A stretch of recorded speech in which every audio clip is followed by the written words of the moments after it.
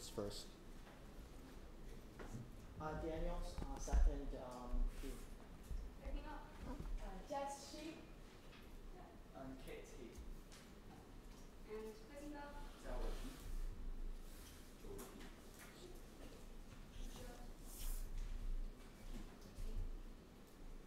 Closing up.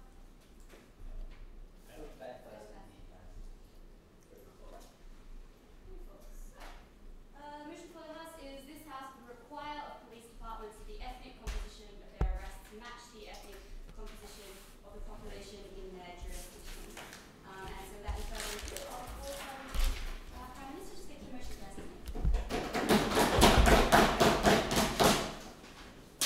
Madam Speaker, justice is blind. Unfortunately, the vanguard of our justice system, the police, aren't. Right?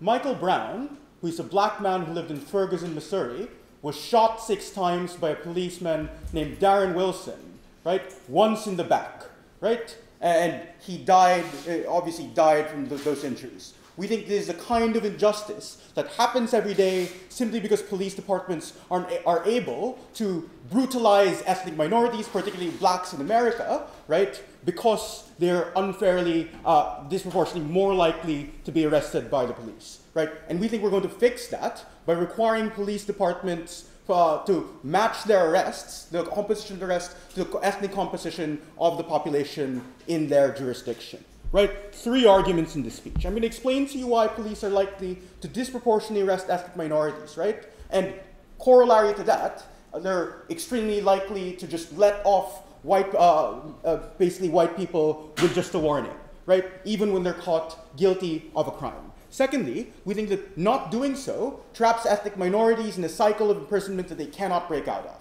right? And finally, I want to just simply preempt the argument that we will not be able to arrest people who commit crimes, right? I have 3 things that I want to say about that, but more on that later. Let's talk about the first argument, about why police are likely to disproportionately arrest ethnic minorities, right? 3 things under this. First, stereotypes. Second, police force composition. And thirdly, self-fulfilling prophecies, right? So they're just stereotypes of ethnic minorities that the population is steeped in, but the police is steeped in as well. That ethnic minorities, particularly black people, which the ethnic minority we particularly care about in this debate, right, are dangerous, and they're viewed as criminals, and they will mug you if they have the chance, if you meet them in the dark at night yeah, basically, they're going to do bad things to you, right? That's why the police are, given that they have these stereotypes in their head, they're just more likely to apprehend ethnic minorities as a consequence. Moreover, right, we think that given that the police force composition, they tend to be primarily white, which means they're much more likely to arrest black people or minorities, right? Because they're much more likely to view minorities as people who are unlike them, right? Given that they tend to view themselves as good people, that's why they're in the police department, they're much more likely to view minorities as bad people who deserve to be arrested. Moreover, we think that even worse, very often they tend to view these minorities as not as people. We would point you to the instances in Ferguson, right, where the police are actually calling protesters as animals, Madam Speaker and members of this House, right? All these reasons make the police so much more likely to arrest ethnic minorities. Moreover, we think that it's extremely difficult to fix police force composition. We've already tried to recruit more heavily among ethnic minorities. That's just failed because being a member of the police force is just seen as something that white people do and black people don't, because being black means not being part of the system that brutalizes your community. Joining the police force makes you part of that system. Moreover, thirdly, we think there's just a self-fulfilling prophecy. Given that the reasons I explained already make the white police force much more likely to arrest ethnic minorities, they just become more convinced that ethnic minorities are much more likely to commit crimes, which means that they're much more likely to turn their focus toward ethnic minorities when apprehending people for crimes, right? This isn't fair, because white people are much more likely to get off on crimes even if they're caught. Just like how you're very often, the easiest way to make sure you're not charged with a possession charge in New York, even when you're found with drugs, is to be white, Madam Speaker. As opposed, conversely to that, you're extremely likely to be stopped and searched if you're black in Washington, D.C. or in New York, right? That's extremely unfair and that's damaging. Moreover, the second argument now is about how you're trapping ethnic minorities in a cycle of imprisonment that they cannot break out. out of, right? Because you're filling their communities with people who have been rightfully or wrongfully sent to jail, right? And that's really bad for them, right? Because very often being sent to jail means it actually teaches people to commit crime because you spend a large portion of your life with people who actually have, right? And are likely to do so again in the future, and the only things they know are to commit crime. You learn the tools of the trade there. Moreover, people who come out of jail are very often unemployable, which means that these people very often have no choice but to turn to crime again, right? What this means is that their communities, after people have been sent to jail from there, become hotbeds of crime, right? Because we fill them with people who used to be in jail now, and suddenly committing crime becomes viewed as normal, right? Firstly, because everyone else is doing it, but even secondly, acceptable, right? Because it means that when you commit a crime, you're sticking it to the man who has stuck it to you, or at least so many other people like you, like your brothers, your sisters, your father. Madam Speaker, yeah, I'll take Kit. Okay, so if you believe that black people are all criminals, but now after this motion you feel that they are not being properly arrested by the police, how does that make you react as a scared white policeman or scared white homeowner when you see a black person walking around on the streets? Right, so there might be some short-term disenchantment with this policy, right? Like, we are happy to properly educate the police in this instance, right, in conjunction with this policy, and we think that's much more likely than any alternative you might have to offer, right? Which brings me to the third thing I want to discuss here, which is that we will just not be able to arrest people who commit crimes. So the first thing we have to say here is that we just don't believe that ethnic minorities are naturally predisposed to committing crime inherently. We think that there are social factors that drive them to commit crime if in fact they do commit crimes more often, and we think that this policy helps to solve those social factors. But we say secondly, we think that we're still able to go after the worst offenders anyway under this policy. It's not like we won't be able to arrest anyone, and we think that police are going to be prudent and sensible about this and arrest the worst offenders and let by the ones who commit petty crimes, as opposed to in status quo, wherein if you're black and commit a petty crime, you're arrested and sent to jail, whereas if you're white and commit a petty crime, you're essentially let off with a warning, right? We think this this just leads to equal treatment of black and white people, and that's something we're happy to live with. But we say even thirdly, even if we were not able to stop all the people who commit crime, right, we think that's just a burden that society has to live with, right? Society has brutalized these ethnic minorities by sending them to jail, right, destroying their communities as a consequence, right, and trapping them in a cycle of committing crime over and over again. We think this is a burden society has to bear, and we think this is a burden that is lifted over time as a consequence of this policy. We are so proud to propose.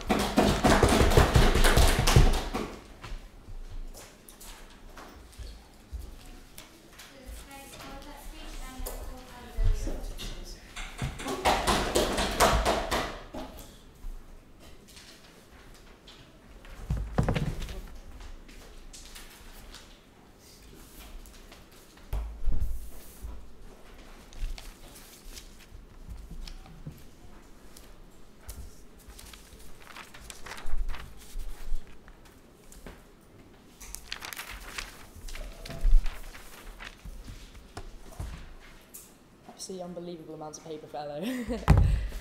Oh dear.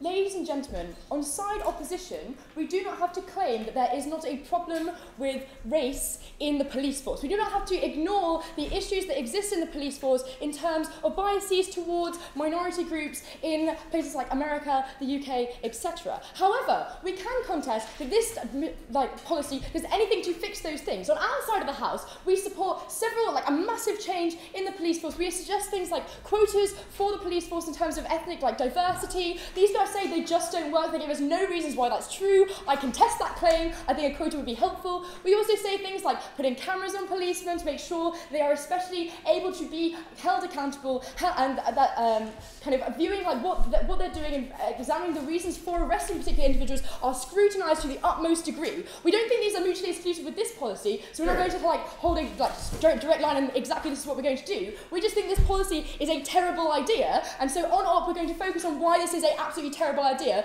We think there are loads and loads of things we can do to affect this bias. So I've got two main points today. First, we're going to talk about principles of justice. And then secondly, we're going to talk about why this actually makes the situation so much worse for the people that these guys want to help. But firstly, I have a few pieces of rebuttal. In terms of, like, I think we've just kind of conceded, like, the first 2 points of Carla's speech. We don't think they were necessarily important. We don't think we need to contest it.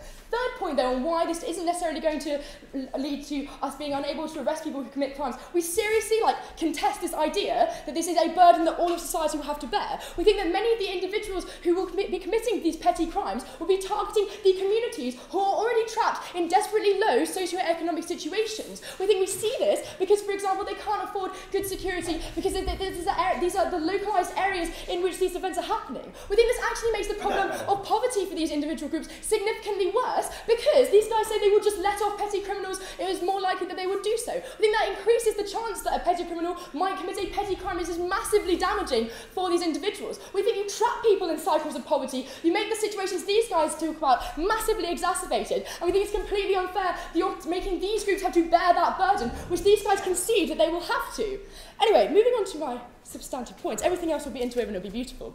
So firstly, let's talk about principles of justice, because we don't think, firstly, this actually helps to minimise bias in the police force at all by itself. We think that, if anything, it is treating individuals unequally under the law just based on arbitrary characteristics. We don't think that justice is necessarily about equality of outcomes. We think it is specifically about arresting individuals who have committed crimes and prosecuting them on the basis of those crimes. We think this will massively impact the course of justice if you implement this policy. Why is this the case? We think Carla has already conceded to some extent this does mean that some individuals in communities will be let off crimes that they would otherwise be arrested for just on the basis of the fact they are from a particular group. I've already explained what this means, that this would disproportionately be harmful for these individuals. But we think arresting is something that specifically takes place in order to remove someone from an area in which they cause that area harm or pose a direct threat to individuals. Yeah, like drug dealing, we arrest those people and take them out of that situation because we recognise that those individuals remaining in that community significantly harm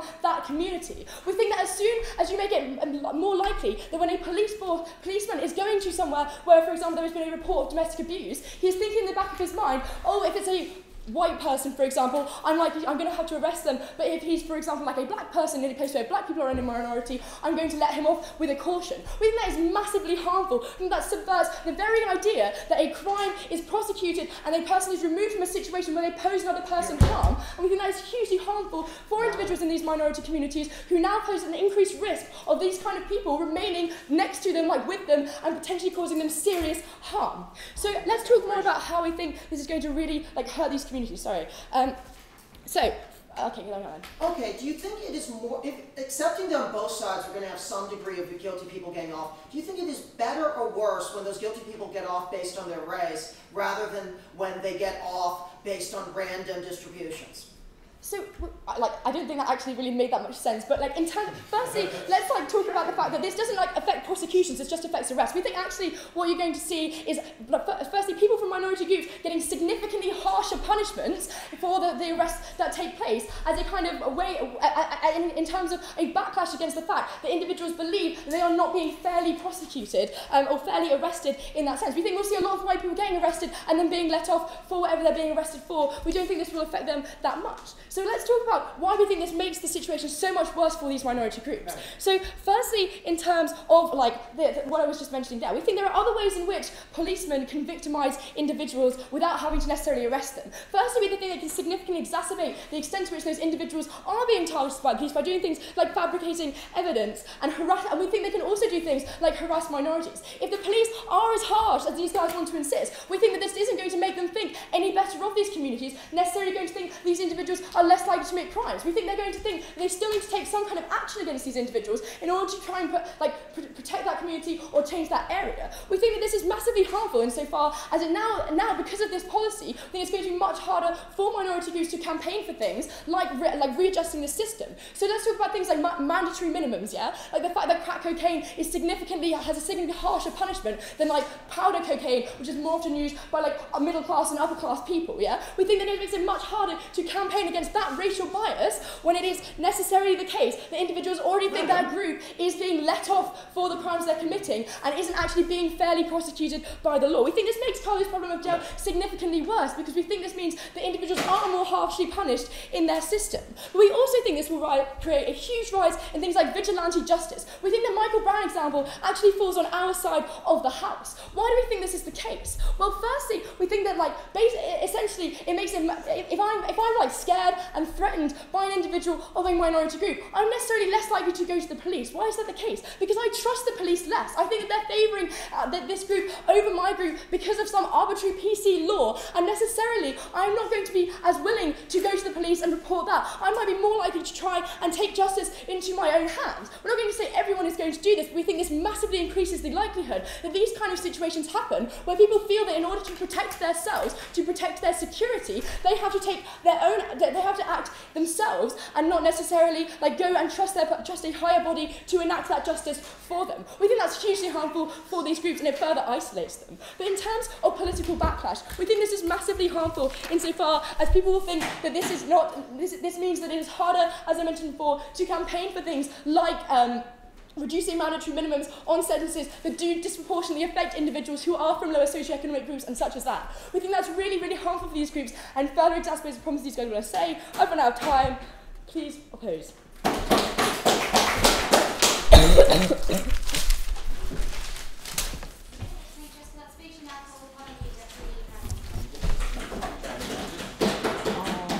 No, I don't think I need that one. I do need to get into my clock app.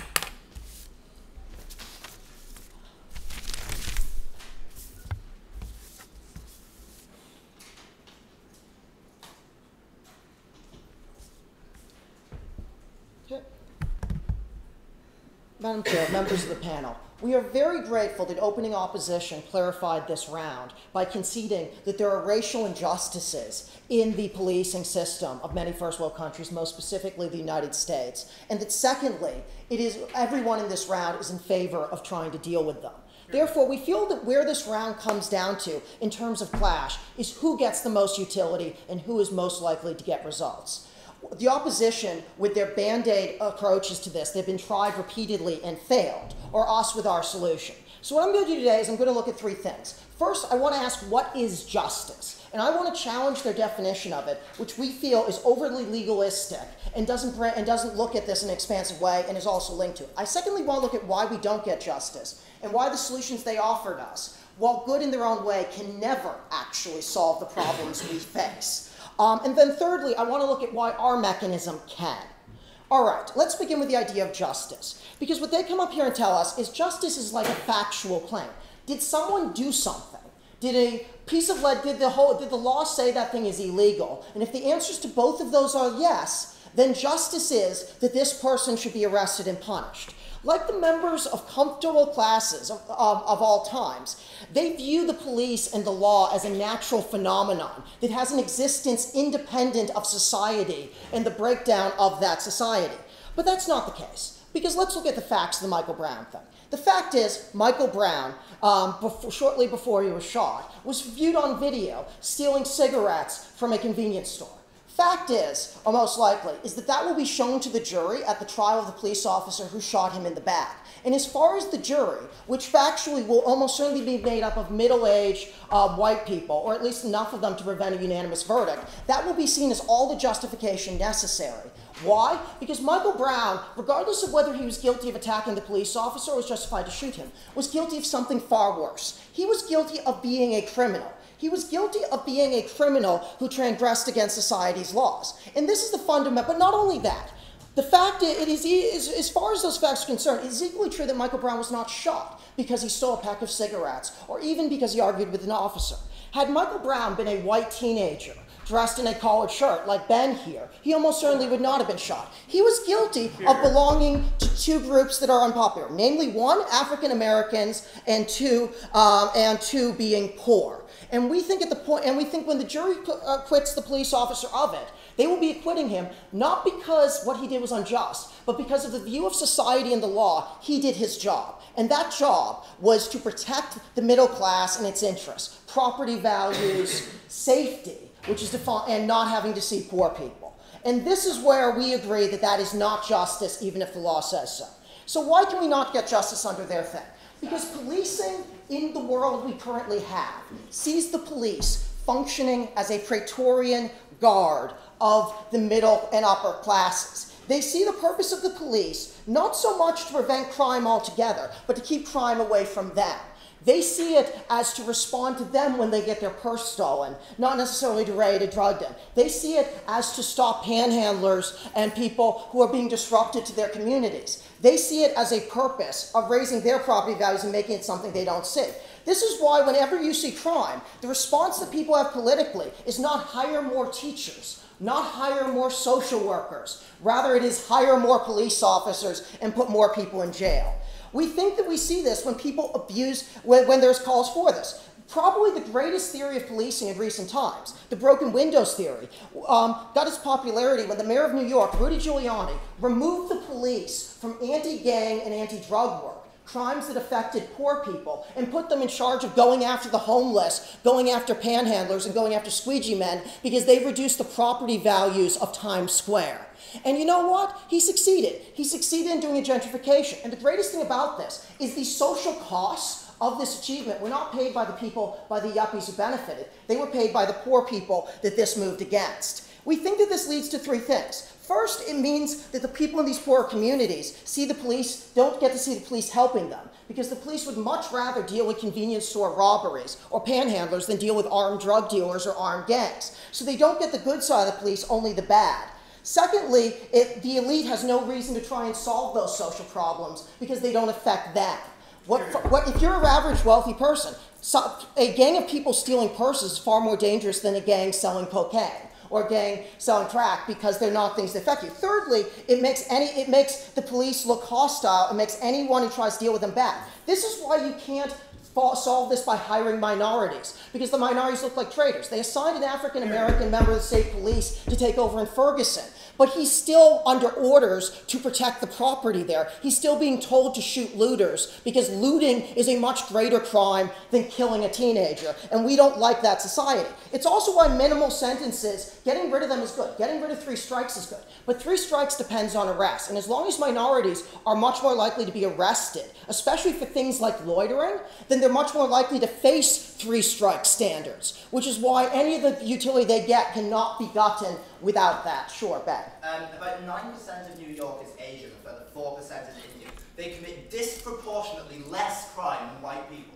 Why is incentivizing the police to crack down on low-crime minorities in New York a good idea? We're going to get to this, because why does our system solve it? Our system solves this by putting the burden on society, because the police work for society at the end of the day.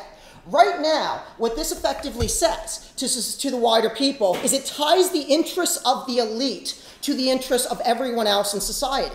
It says that if you don't want to deal with crime, you want safety, you want high property values, you want no visible evidence of poverty, then you need to eradicate the causes. You need to pay for education funding. You need better public housing, and you need aid to job seekers. We think that what this system says is this wouldn't be a problem with this mechanism if all social groups had equal incomes and equal educations and equal opportunities. And once we put quotas on this, the only way to bring down crime will be for the elite to invest money in making all racial groups and groups socially equal, at which point you'll no longer have the problem. So we accept that this imposes a cost. They say that cost will lead to resentment. We agree, but here's the problem. Resentment won't get you safer streets, it won't get you higher property values. The people who are going to get higher property value and safer streets are going to be people who will put aside their resentment and actually try and help the poor minority communities. And the cities, they're just going to go into resentment, will do worse. And we think after a while,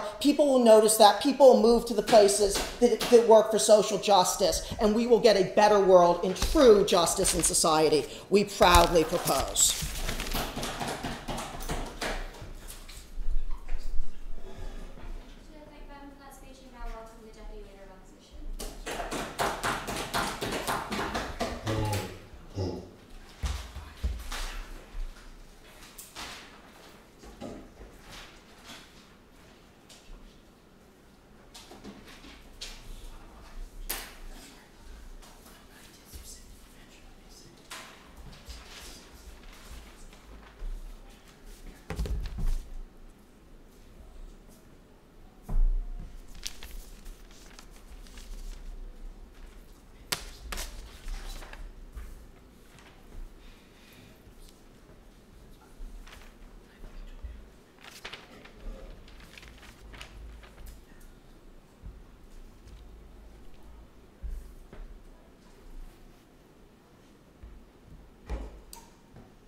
I'm going to be bringing you 2 points in my speech. I'm going to be talking about how this makes it much harder to correct the real sources of racial and class injustice in societies, and secondly, I'm going to be talking about the reaction of the police.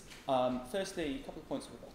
Look, we think these guys have massively downplayed the ability that the measures just suggested can have in reducing unfair racial arrests. Right? So when parts of California forced police officers to wear cameras in their helmets, those police officers then couldn't be seen to be unfairly arresting black individuals. Right? They also couldn't be seen to be unfairly stop and searching those black individuals. As a result, the gap between the arrests of white people and black people did fall. And it fell significantly, right? So we feel that we can correct for a lot of injustices under our side of the house. We think that what this policy does is it has two really serious harms. Firstly, it presents itself as a kind of catch-all solution, right? It says that we are putting forward a policy that means you get equality of outcome, right? The point at which you get equality in the racial quota of arrests, that kind of says that all the problems of police brutality are solved. We think that that makes it much harder for you to do the more important and the more beneficial things. Second point of rebuttal. Dan says that essentially the police operate as essentially a class force that penalises poor blacks in the interests of rich whites. We say that that's probably true, right? But we say that all this motion encourages them to do is it encourages them to target poor white individuals much more, right? So it encourages you to arrest more disadvantaged white people so that you make your quota more even. We don't think that that's necessarily just. We don't think it's just that now poor white people are targeted to exactly the same extent as poor black people are, because the incentives that Dan talks about the incentives to gentrify areas, still remain, and it's much more convenient just to pick on poor white people who equally are disenfranchised and equally can't fight back. We think that's deeply, deeply unjust. No, thank you. Okay, let's get on to my substantive. Firstly, let's talk about why this makes it much harder to correct for injustices. Look, no, thank you.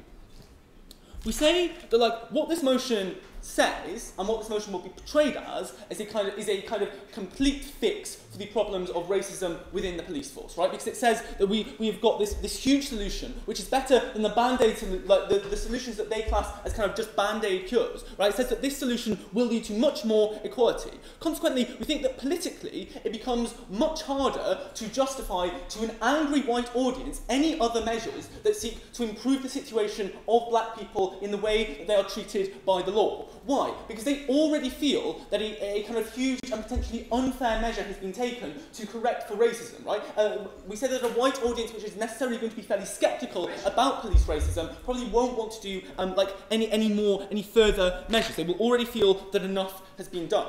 But look, we also think that arrests are sometimes a result of wider social problems. We think this motion fails to recognise that fact. Right? We think that arrests often are the result of the fact that ethnic minorities are the ones who are trapped in poverty, not the result that they are deliberately targeted based on their race. We said that if you are in poverty, you are more likely to be forced into doing things like engaging in shoplifting, like engage in activities like drug dealing. We say that at the point at which you remove that discourse in society that says, why is it that we live in a society where the economic disenfranchisement of certain racial groups mean that they have no better life opportunities than to turn to crime? I think at the point at which you remove that, you make it much harder to have discussions in society about the fact that these problems are much more widespread than the simple fact that police officers tend to arrest a certain racial group more. No, thank you. Let's get on to my second point. Let's talk about the reaction of the police. Look, we think Colin, in his case, essentially concedes that the police are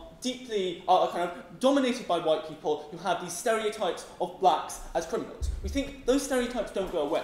What we think you do to these stereotypes is you make racist white police officers think that now black people who are criminals are not being arrested as a result of the requirements that you have racially equal quotas, right? That guilty black individuals are not being arrested by the police, not because they're no longer guilty, right? But because the police have been told that they can't arrest them, that they must fulfill their quota. Why is that bad? No, thank you. Well, we think that firstly, you are much more likely to feel scared and angry and hostile towards that ethnic minority. You're going to blame that ethnic minority for preventing you from being able to do your job, right? So we think you're much likely to engage in activities which are going to harm that ethnic minority in a very bad way. recognise that there are other ways in which the police can target ethnic minorities, right? So they can increase the amount of stop and searches they do on people from an ethnic minority, because that doesn't affect the arrest quota. They are more likely to be hostile to those individuals, right? So you are going to get ethnic minority people being targeted in other ways, and you're going to get more ethnic minorities targeted by a very angry and a very embittered and a very hostile white police force. No, thank you. But also, they brought up the case of Michael Brown. We think you are more likely to shoot, and homeowners are more likely to shoot, at the point at which you think that black people are dangerous and are on the streets and have not been arrested simply as a result of that quota, right? We think that's going to make it much more likely that you get police violence not linked to arrests, because the police are going to feel much more scared. Go, George. Okay, so to clarify, do you think everyone who is arrested by the police force has committed a crime? No, but we think that, presumably the police will feel that as a result of these quotas, black people and ethnic minorities who should have been arrested for committing crimes now haven't. We think the reaction to that is going to be very negative. We think that also the police are going to feel a need to correct for the perceived injustice, the perceived fact that black people are getting off easily. How do they do that? We say they are more likely to kind of try to frame the ethnic minorities that they can catch, to kind of correct the fact that they feel the system is being stacked and weighted against them. We think this will affect the court process, right? Because we think this will make juries feel that when a black defendant has been arrested and has been prosecuted, well, that person must have been guilty because they were arrested despite the fact that these quotas exist, right? We think this motion does nothing to solve the inbuilt prejudices of white people. We think you are also much more likely to acquit a white person because you will feel that they have been arrested wrongly. Finally, recognise that the effect of this policy on the police, we say that what they are going to do is they are going to stop arresting ethnic minorities for crimes committed against their own communities, right? So they are going to stop arresting ethnic minorities for crimes committed against black communities, and they are instead going to focus solely on arresting ethnic minorities for crimes committed against white people and white communities. Why is that so bad? Because that means that their side of the house promotes racial injustice, right? It means that if you are a black victim of crime, the police are much less likely, much less interested to investigate that crime and to arrest you because they feel a need to protect white people because they have had their racial prejudices hardened. Madam Speaker, this motion is unjust, but we also think this motion is deeply counterproductive to the cause of racial equality and to the treatment of racial minorities by the police. We're very proud to oppose.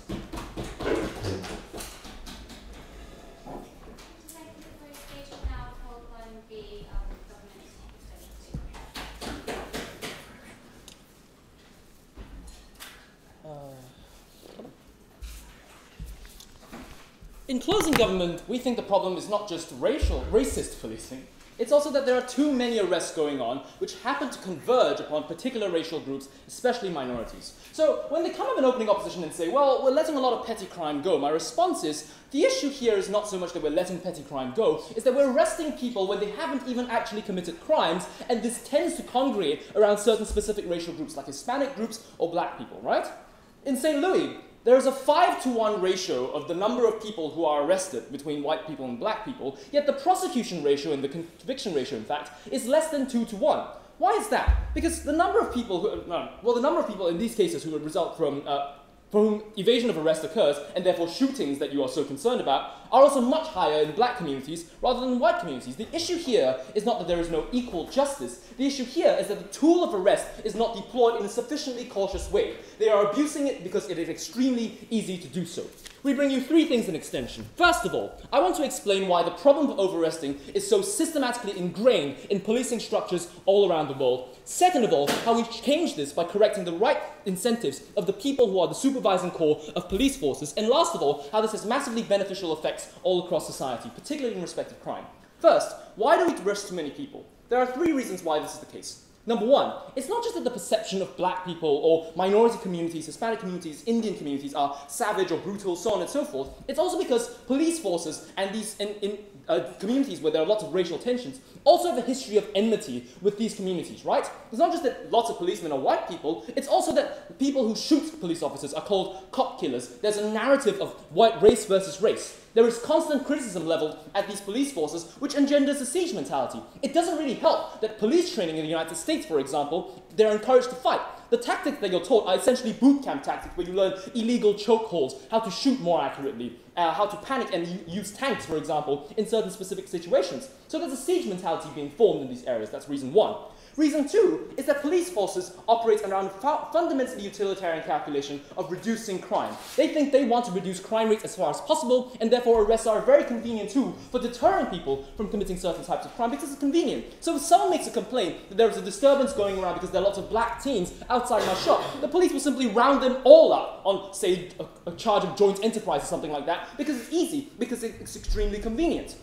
The third reason is that the structures of review for policing arrests in particular are extremely protective of police forces and law enforcement officials. The due process protections for victims of arrests are not quite so clear, right? Why is that? Because arrest fundamentally occurs in the heat of the moment. Arrest fundamentally occurs when you're trying to combat a situation where the facts are extremely hard to assess. That's why it's extremely discretionary. Unlike detention, where it's possible to say, well, there clearly was no reason for you to put this guy in jail. No, thank you, sir. Police officers often have the claim, even if they shot the guy, to say, well, that was kind of partly in self-defense, or, you know, I may have misjudged the situation, but anyone else would have. It doesn't, of course, help that because they want to make sure that police officers don't suffer from reprisals, the vast majority of police officers are given anonymity even when they're reviewing the conditions of your arrest. Therefore, arrest is an extremely easy tool, no thank you, sir, to abuse in the, under the excuse of combating and fighting crime.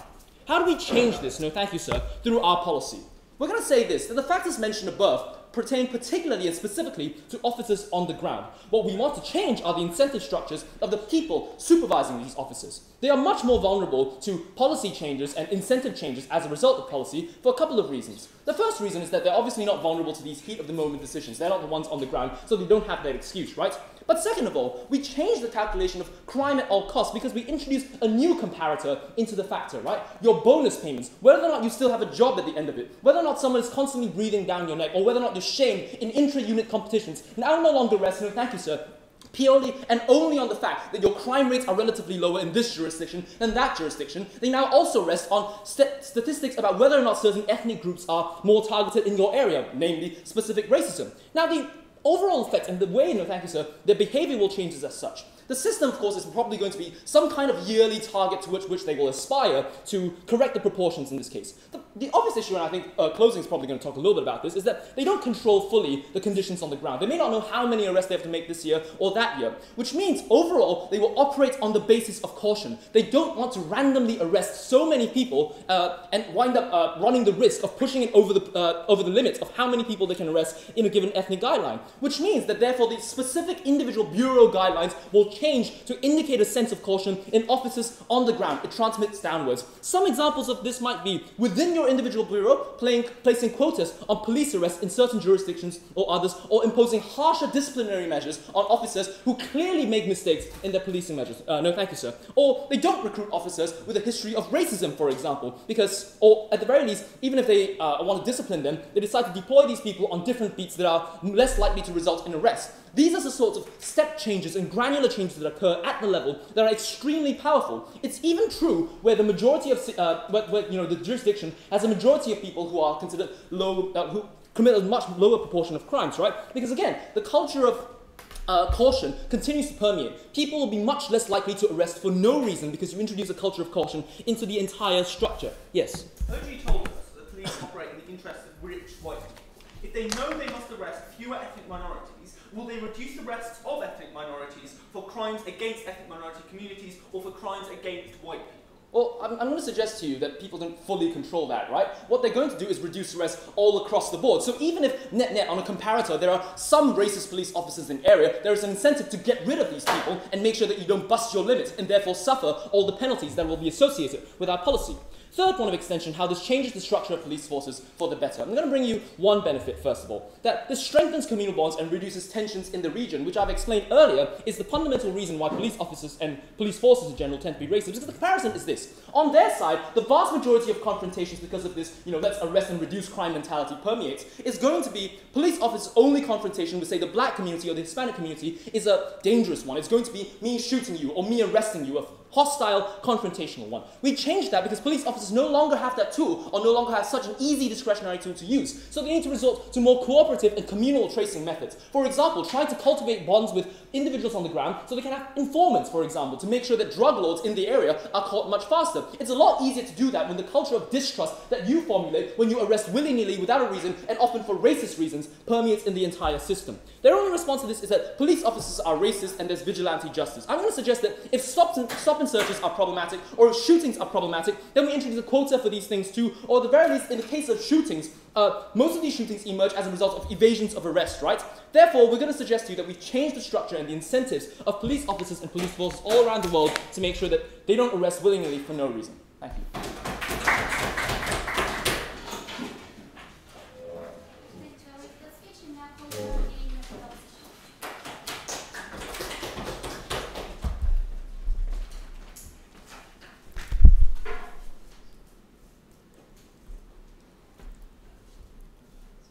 Thanks very much, Madam Speaker. I'm going to do three things in this extension. First of all, I want to have a look at the effect on communities. In specific, I want to expand on my POI and talk about why victimising low-crime minorities is a bad idea and defeats the principles of government. Second of all, I want to talk about jurisdictions that are traditionally high crime. I want to say why both of the options on the table, either arresting more of minorities in these areas or arresting fewer of the majorities in these areas, are both bad ideas. I want to specifically talk in that why having quotas changes the incentives of which crimes you arrest and means you don't arrest the most dangerous crimes. Finally, I want to talk about police incentives. I want to say that one of the options that many police districts will take is to gerrymander their jurisdictions in order to have ethnically homogenous jurisdictions. Well, that's a terrible idea. Before that, a couple of sponsors of rebuttal. The first is to say to closing government, because I've integrated mine to opening. Closing government say there will be too many arrests. There are just too many arrests of majority ethnic groups in, for example, ghettos. Too many arrests of black people.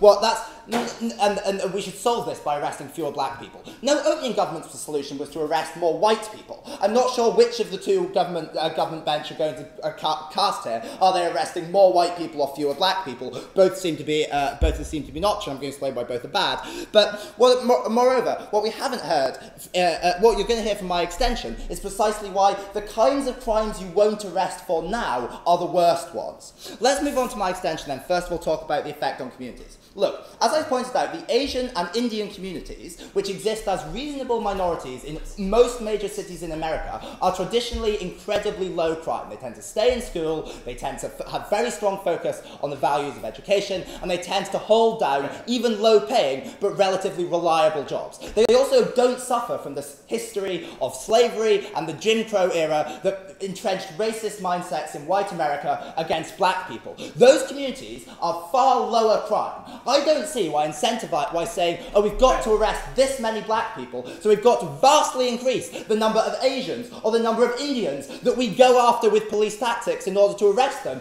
is a good idea. Those people are going to be harassed on the streets in order to find the one kid from that low-crime neighbourhood who is carrying a bit of pot in their pockets. That's going to create all the problems that currently plague black communities in communities that don't suffer from them now. Because when you do have police harassment of those communities, you're going to get exactly the same kind of backlash. It also defeats the principled claim of opening government that says we shouldn't victimise people on the claims of their race. All you're doing is importing those problems to whole new ethnic demographics. That's incredibly problematic. The second thing we do, though, is lose the perception of the impartiality of the police. They're no longer arresting because that person was guilty, but the perception becomes they're arresting to tick on the basis of quotas. Insofar as that exists now, racial assumptions of racism exist in the police now, we make that much worse when we say every day to policemen, you have to arrest this many white people, this many black people today. That's also probably damaging on recruitment, right? You probably don't want to be told as a black individual that the one time it happens, you have to go out and arrest this many black people today.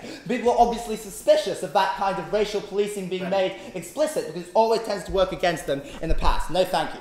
Let's talk about high crime jurisdictions. Let's talk in particular about Ferguson, right? Because it's a good example for this debate.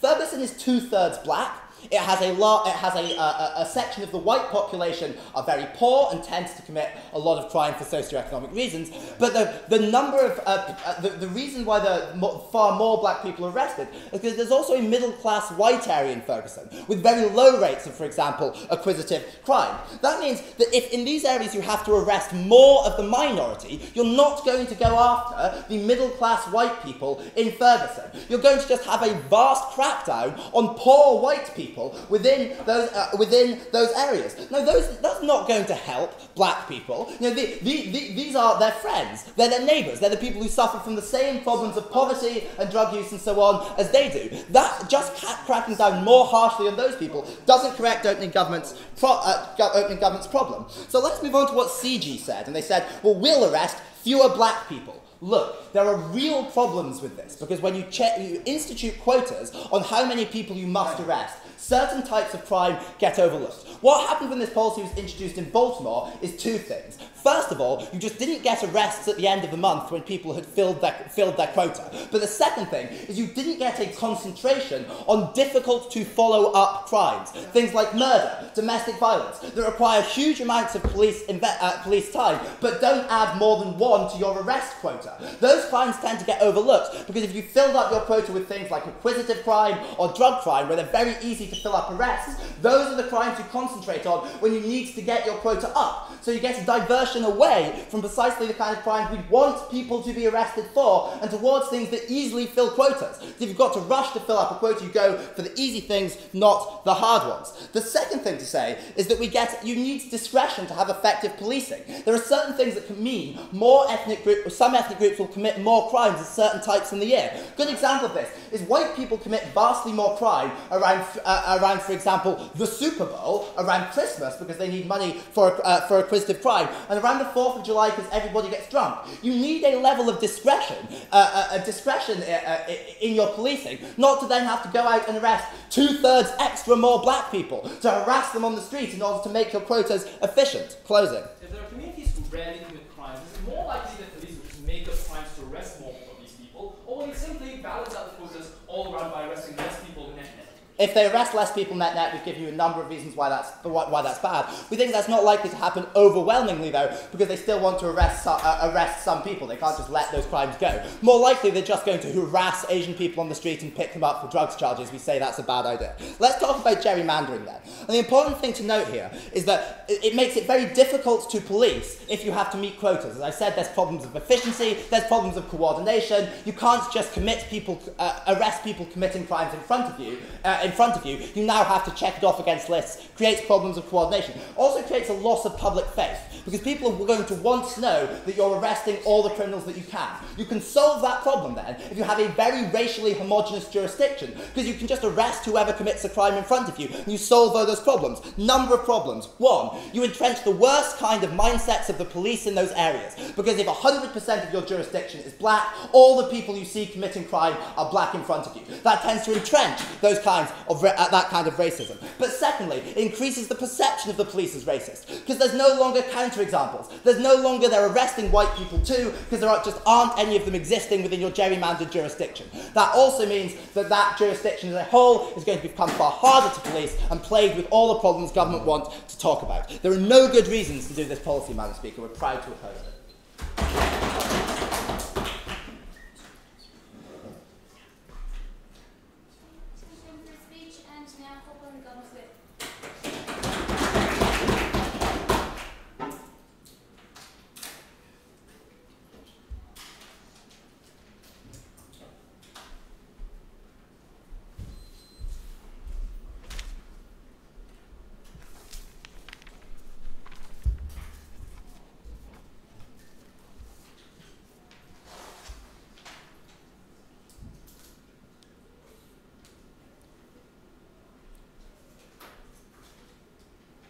Two weeks ago, a pastor in Ferguson said the following words: "You can shoot someone and still view them as human." These people didn't even view Michael as human. They didn't extend him that courtesy. That is the proposition we're addressing in this debate. I'll ask two very simple questions. What's the problem? What's the solution? First, two specific responses to what we just heard from closing opposition. Firstly, on a point of framing. Ben asks us, are we arresting more of certain minorities or just fewer overall? Jowie tells you very explicitly that what on closing government we are standing for is fewer arrests overall. And this also deals implicitly with what are the right types of crime to arrest for, and are we arresting the right people? We tell you that arrests will go down under this policy because the vast majority of arrests under the status quo are seen as are done because they are seen as the easy option. They are seen as the easy way to break up a crowd of black kids, which is making an area threatening and pissing off the white shopkeepers who the police want to keep happy. The police are likely to use that as a tool to break up that crowd at the point where this is seen as the easy option. You massively change that incentive because you no longer see arrest as an immediate go-to necessity. You see it as a luxury you can no longer afford. In those circumstances, we tell you the vast majority of arrests go down. Secondly, on the point of low-crime minorities and why won't the police just move into targeting them, we are simply going to contest Ben's characterisation that minorities other than black individuals are not particularly likely to commit crime. We think that crime is probably fairly evenly spread among the poorest areas of society. We think we are going to benefit these individuals too, because ultimately recognise that our analysis extends to literally any minority who are likely to walk around in crowds of teenagers, who are likely to wear hoodies and who are likely to be threatened to make the middle classes feel threatened. Our analysis applies to them too, and those people are helped on our side of the house. What's the problem in this debate? We tell you, and we agree with opening government, that these are communities at war. Every policeman knows a friend who has been assaulted by a member of the group known as the enemy. Every black kid knows a friend who has been assaulted by a member of the group known as the enemy. You cannot empathise with the other side, you cannot see their experiences. In those circumstances, why on earth would you try and build links with them? Why on earth would you try and build a constructive relationship with them? That means you see them only as pests to be driven away.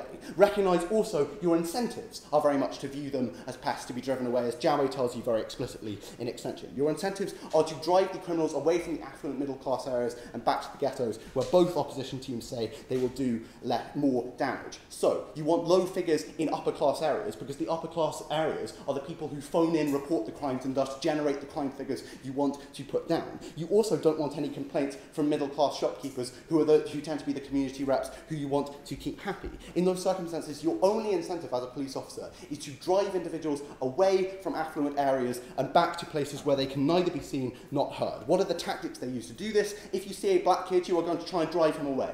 If you see a group of black kids, you are going to try and break that group up and drive them away as well. That leads to exactly the kinds of confrontations, as Jawe tells you, when people do argue back, when people do say, this is bullshit, this is not something we are going to put up with. That's what generates arrest, Madam Speaker. The number one cause of arrests in New York City, the most common cause of arrest, is resisting stop and search. That is the vast majority of arrests within this debate, and that is the easy option which we no longer give the police force at the point where we change the incentives, as Jawe tells you. These tactics are exactly the problem. This is what we change on our side of the house, because we give the police an incentive to no longer see arrest as an easy option and to no longer make that something which occurs frequently. So, what's our solution to this problem?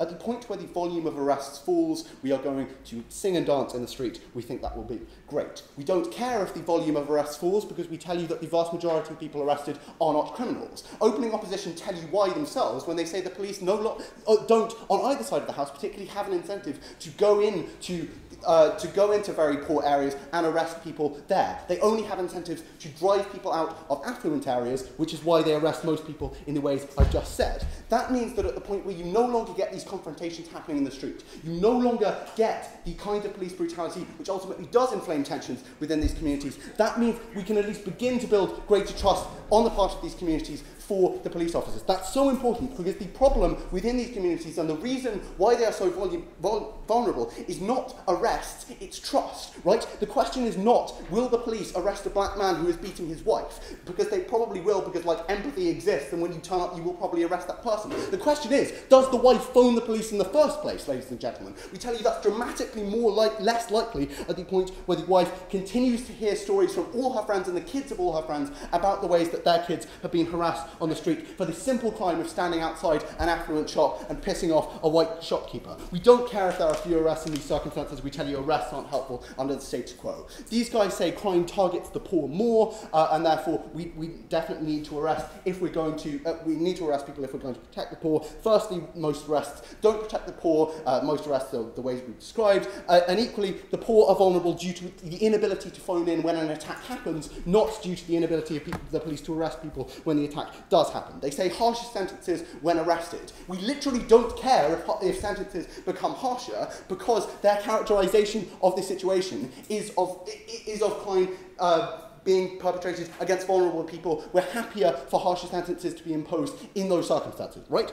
then they say, like, the wrong people are arrested, and you no longer target crime which is committed by black people against black people. I've already explained to you in my responses to closing opposition why this is true. You don't make it less likely that the police prosecute serious crime, you make it less likely that the police use arrest as a casual tactic in order to suppress black teenagers on the street. That's a massive benefit on our side of the house. I'll take Kit. Okay.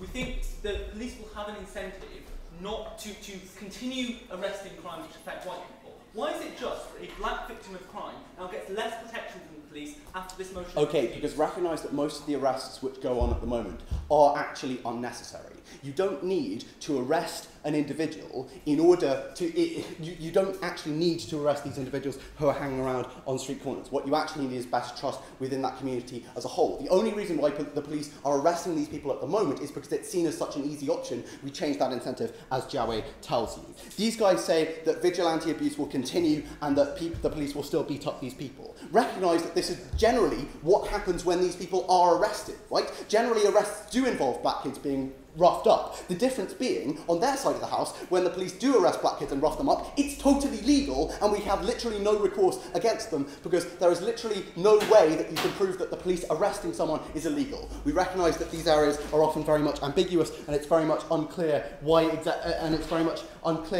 what exactly the rights of those individuals are in the circumstances where the police action are totally legal. At the end of this debate, we make things better for these communities. Couldn't be prouder to propose.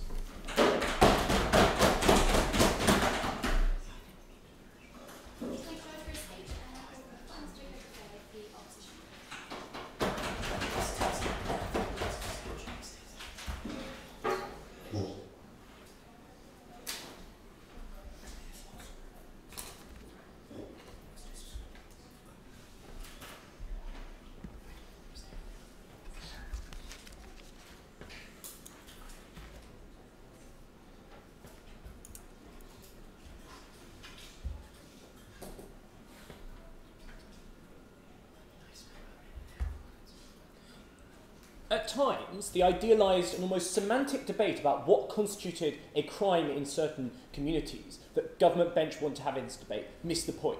Because the point was that there was a perception amongst all communities that these were crimes. And that was the thing. Even if you could argue that sometimes it made more sense to declassify certain things, the overwhelming perception would be that these were crimes. And it would never play well for police to stop doing their duty and stop protecting communities, which meant in all situations there was enormous public pressure on police to deal with these situations, which meant that closing government fell out of this debate when they forgot that the police wouldn't just be able to stop arresting people and it would automatically lead to pressure to change laws. The reality would be, as Ben tells you in extension, that police have to arrest more of other groups or have to change the way they do this in other perverse ways in order to ensure that people are happy. Three particular reasons why that's true. The first reason we say why there's always going to be pressure to arrest is that the public pressure comes because seeing increased crime rates isn't something that plays that well, unsurprisingly, if you're trying to get elected as a police commissioner in the USA. You're not going to get elected by saying, well, there are more crimes this month.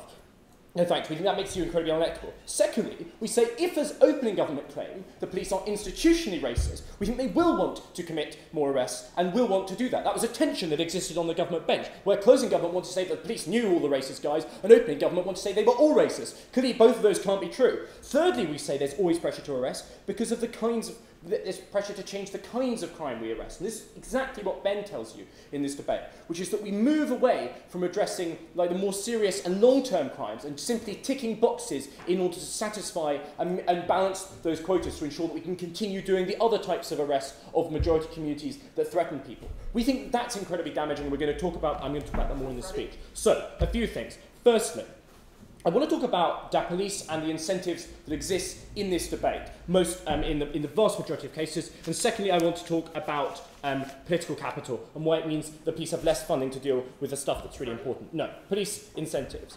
Clearly, in this debate, government bench wanted to increase public faith in the police. The most obvious thing to point out on this was that, look, arresting slightly fewer people, as closing government would presume be talking about when they talk about granular changes, wasn't really going to increase the public faith in the police, right? Because the vast majority of people would still know people who are arrested and mistreated by the police, And likely you needed a massive drop in arrests to restore public faith. And doing that would lead to exactly the kind of problems that Ben tells you in this debate in terms of destroying the policing. So you weren't going to achieve any of the benefits of your side in this debate. That was just clearly a true thing. So what were the police incentives? Firstly, they were going to arrest fewer of the majority that they currently are arresting.